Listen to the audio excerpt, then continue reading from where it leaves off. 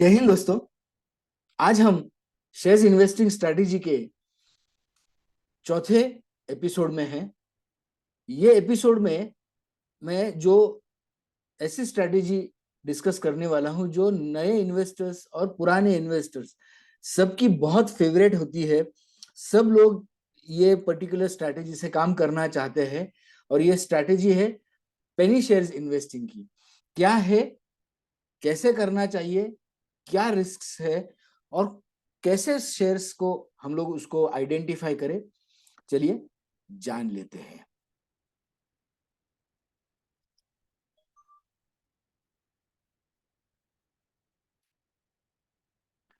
तो ये स्ट्रेटेजी को मैंने नाम दिया है पीएसआई, पेनी शेयर्स इन्वेस्टिंग। क्या है ये स्ट्रेटेजी?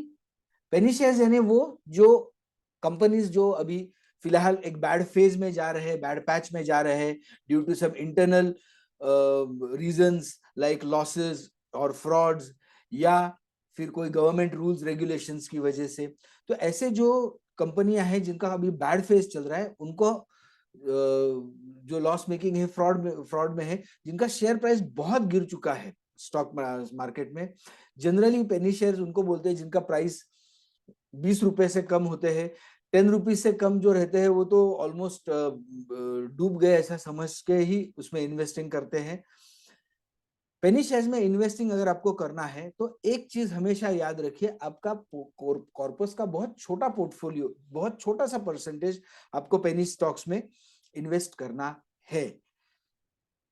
इन्वेस्टिंग क्यों करना है पेनी शेयर्स में? कि अगर लॉस मेकिंग है, फ्रॉड कुछ उस कंपनी में डिटेक्ट हुआ है या कोई बहुत बड़ा स्ट्रक्चरल प्रॉब्लम है, तो अगर कोई एक डिसीजन ऐसा आता है जो कंपनी के फेवर में हो जाता है, तो उसकी वजह से कंपनी के सारे फॉर्च्यून्स बदल सकते हैं। आपका multi bagger return, multi fold, बहुत गुना आपका पैसा बढ़ सकता है।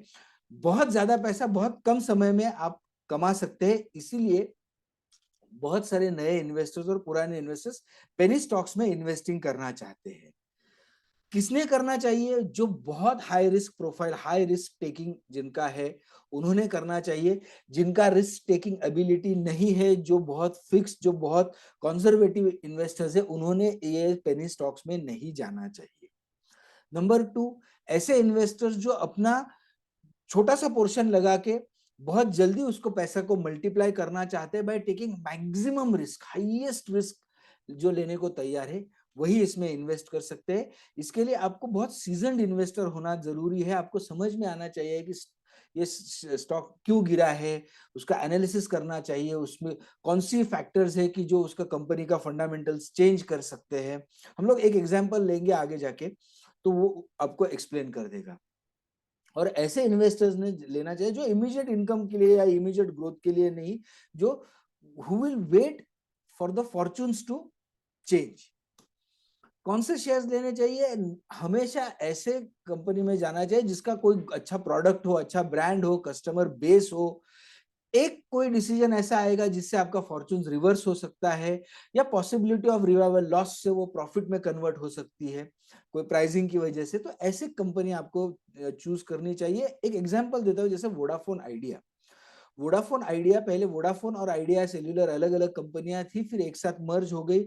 उनका बहुत बड़ा बकाया था गवर्नमेंट को स्पेक्ट्रम चार्जेस के अकाउंट पे, और भी काफी सारे ऑपरेशनल इश्यूज थे। कंपनी बहुत सारा लॉस इनकर कर रही थी। स्पेक्ट्रम चार्जेस इतने ज्यादा थे कि उसको पेमेंट कर देते तो कंपनी बैंकरप्ट हो जाती थी।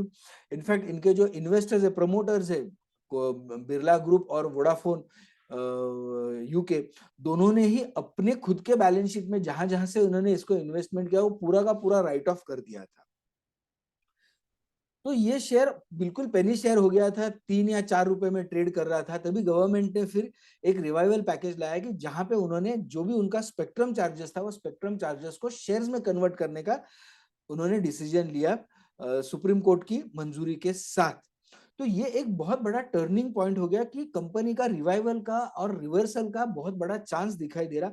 आज हम देख सकते हैं कि Vodafone Idea has moved up to 9 rupees. तो जिसने समझो 3-4 रुपए में लिया होगा, आज 9 रुपए, यानी बहुत कम समय में शेयर का प्राइस डबल हो गया। वैसे ही कुछ शेयर्स है, जैसे होटल लीला वेंचर्स है, एमटीएनएल है, डिश टीवी है, yes bank, bank of Maharashtra. I am not recommending these shares, मैं सिर्फ आपको बता रहा हूँ कि आपको कौन से शेयर्स में इन्वेस्ट करना चाहिए। अगर आपको पेनी शेयर्स भी लेना है तो भी आप ऐसे शेयर्स लीजिए जिसका कोई बहुत अच्छा ब्रांड हो, बहुत अच्छा प्रोडक्ट हो, बहुत अच्छा कस्टमर बेस हो, जैसे एमटीएनएल है, बैंक ऑफ महाराष्ट्र है, यस बैंक है, डिश टीवी है। तो ऐसे शेयर अगर आपको पेनी स्टॉक्स में इन्वेस्टिंग करना ही होगा तो आपको ऐसे स्टॉक्स में आपको इन्वेस्ट करना है। This is not a recommendation of buy sell और होल्ड, प्लीज ध्यान रखिए। रिस्क्स बहुत ज्यादा है, इसमें आपको पैसा लगा के भूल जाना है, जब भी पैसा बढ़ेगा तब पैसा बढ़ेगा ये समझ के आपको इन्वेस्ट करना है।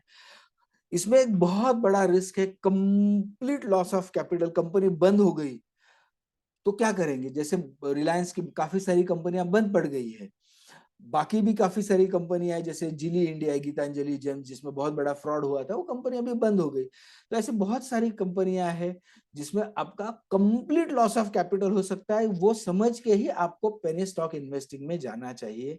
रिस्क बहुत बड़ी है कि कंपनी डीलिस्ट हो सकती है मार्केट में से, और अगर डीलिस्ट भी नहीं हुई तो भी कंपनी में प्रॉफिट्स नहीं है, कंपनी में कोई वैल्यू आज की तारीख में नहीं है, इसलिए कोई इमीडिएट कोई डिविडेंड इनकम या कैपिटल अप्रिसिएशन इसमें नहीं मिल सकता है।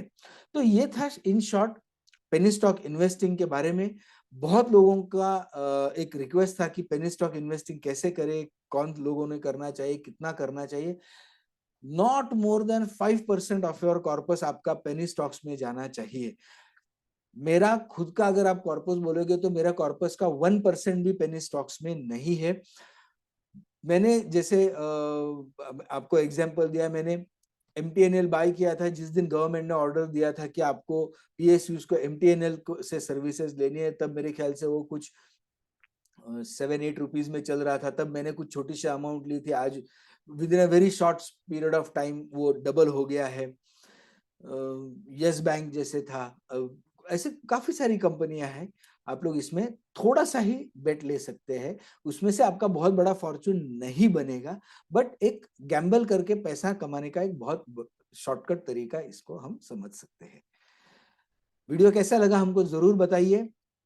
आपकी जो स्ट्रैटेजी है पेनी स्टॉक्स के बारे में, अगर कोई और स्ट्रैटेजी रहे तो वो भी हमसे हमारे साथ डिस्कस करिए, शेयर करिए, आपके कमेंट्स रहेंगे, हमको बताइए। ये वीडियोस आपके बाकी दोस्तों के साथ भी आप अगर शेयर करेंगे तो चैनल को ग्रो करने में बहुत मदद मिलेगी। मिलते हैं अगले एपिसोड में, तब तक के लिए नमस्ते, धन्यवाद।